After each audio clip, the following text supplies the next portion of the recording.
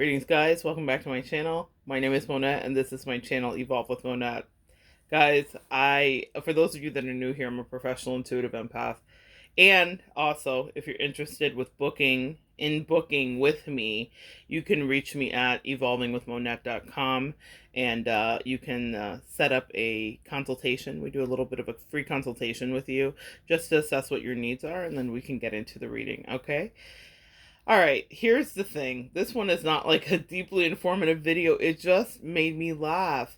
So lately, and there's some videos that I'll have put up here, I've been having strong telepathic communication with, or getting telepathic messages. I haven't been having communication with. That's a misnomer. That's not true. I have been receiving telepathic communication through songs from a dearly departed, you understand? And so it's interesting because in the past I was all mushy and open-hearted and I wanted to like hear it, and every time, and this was last year this time, anytime I got a song or anything, I would read the lyrics, I'd examine everything, I'd be like, what does this mean? Well, I stopped that in July. From April to July, there was this moratorium. I was like, I'm done. If you can't, like, sack up and have a conversation and apologize and kind of, like, really deal with it, forget about all this, like, 5D communication. People that I love deserve that. I don't love this person. I don't want to invest. So I was like, nah, I don't want you to have access to my headspace anymore. So I stopped. Whenever the songs would pop up that I knew were coming from the higher self of the other person to communicate whatever the message was to me, I stopped looking at them. I stopped listening to them. I stopped reading them. Before I did that, what I did was I would just read the lyrics so that I wouldn't be pulled in, because music is very much a magical trance and it kind of sucks you in and evokes a lot of memories. So I stopped listening to the music and I literally would just read the lyrics, and then I stopped doing that even. And I was like, nope, and I would just scroll past it when it pop up on my feed.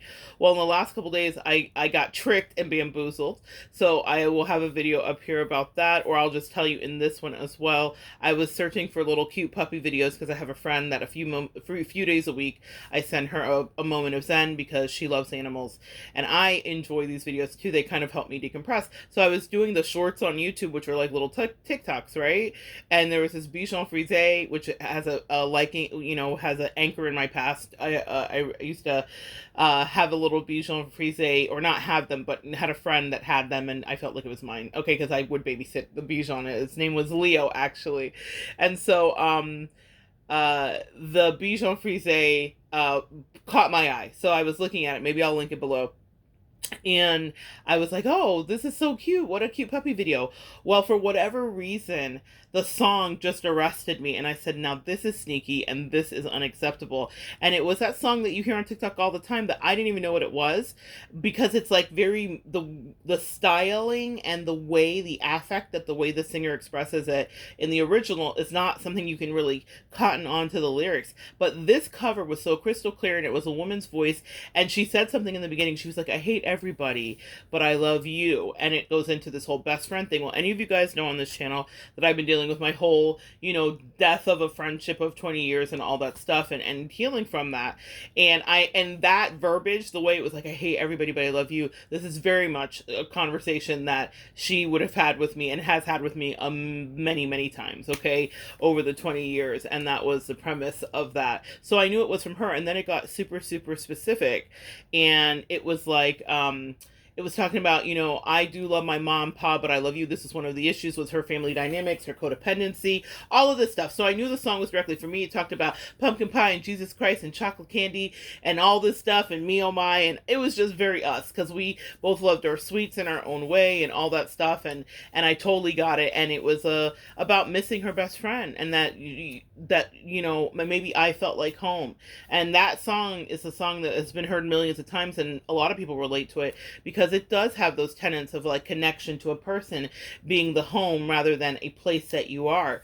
So I understood that her higher self was saying, I miss you. I want to come home. I want to, actually, be back and whatever. But I was like, girl, the ship has sailed, unfortunately. Thank you for this, I guess, but it's too late. And also, I'm not accepting this. And also, this was sneaky because you got me in through a little puppy video. So I let it go. I was like, I'll make a video about it. It's funny, whatever. whatever. And I didn't actually feel like that was funny. That one touched my soul only because I was like, ah, but I was like, it's like too late. However, so the next day I'm scrolling and doing the things we do on YouTube, and I see a picture of Dust in the Wind, the original Dust in the Wind. And he's got on like this pink, very florally, like not florally, but flurry, kind of curly blouse. I don't know how to explain it better. Ruffled, that's it, a ruffled blouse. And I've never noticed it. He's got the classic 80s hair with the bang and the, like, you know, the whole thing, not a mullet, but you know, the whole look. And I love this song. And when I used to be in corporate America, my work wife and I used to sing it together all the time, and we used to sing and be ridiculous in moments when we could get away with it, and always it was those kind of 80s power ballads. So this one, even though it wasn't a power ballad, but it's definitely like, you know, touching and nostalgic. And what happened was the funniest reaction for me. I laughed. I laughed out loud. And I was like, not on my watch, girl. The jig is up. And what was so especially funny is normally that song I love, and I have no negative memories attached to her about it. It was very much just like, you know, a song I love from the 80s. I love that music. And I just laughed. When I laughed, I realized I had actually healed. That's what this video is about. At any other time, I would have listened to it, looked up the lyrics, all that stuff. I didn't care. I was like, try never again. It's really super cool. Dust in the Wind. I guess she's sad. I don't know. But it just delighted me. Not that she's sad, guys. Don't get me wrong. But it delighted me that I didn't have an emotional heart pang reaction of like, all we are is dust in the wind. It was very much like, oh, this is hilarious. Now you care. Now your energy is aware. Now your higher self wants to send me messages. And I don't want to be mean and be like, go get effed. But I just feel like I'm no longer bereft. Let's just say that. I am no longer in a state of grieving. But I didn't really know that until right at that moment. I was like, oh, I really did all the stages of grief that Elizabeth Kubler-Ross talks about. I actually went through it. It's acceptance all day for me, baby. It's like, this is just what it is. And it's actually better than what it was. And I'm grateful, guys. You do get to the end of that long, hard road of heartbreak, throat chakra hit.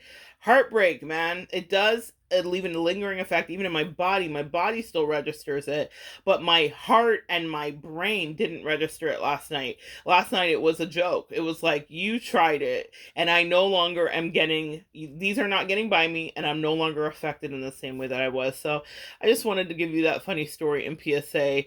If you see a love song that would have normally made you weepy, or a miss you remorseful song, and you laugh, it's a good indication that maybe you've gotten over it. And I did not ever think I was going to get there. When I tell you, I thought I was going to be sad forever about the whole situation, because it was so intense and because I got zero actual closure from the person. And then I figured out you don't really need closure from the person.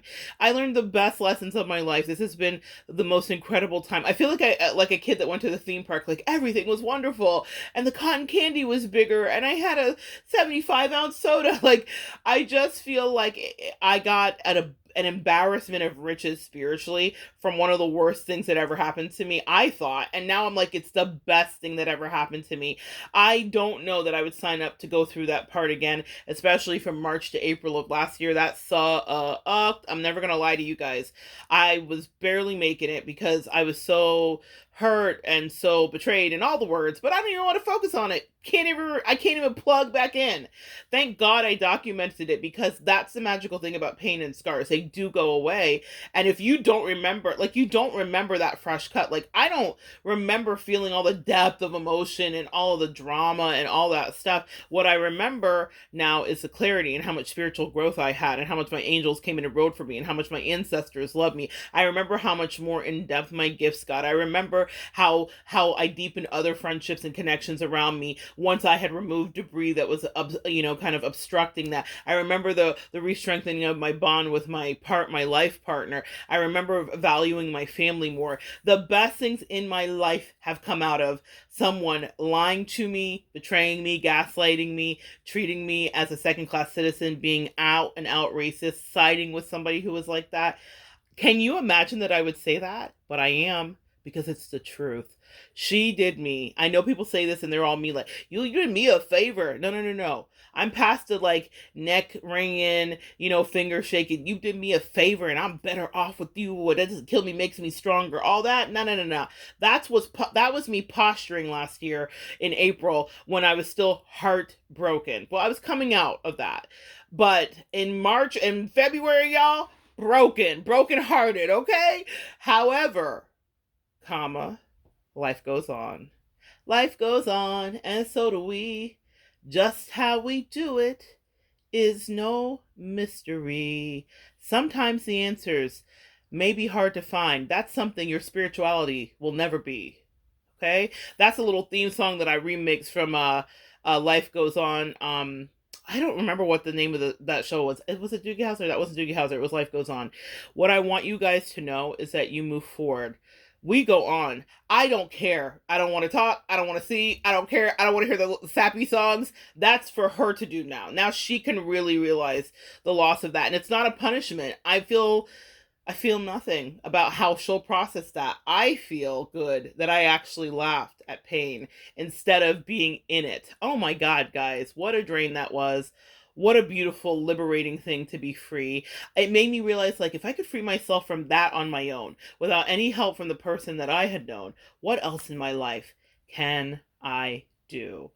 Also, a quick message. Some of you guys may need to switch up some of your accounts because someone has been trying to hack you. This is interesting. That is a weird thing that I've gotten in.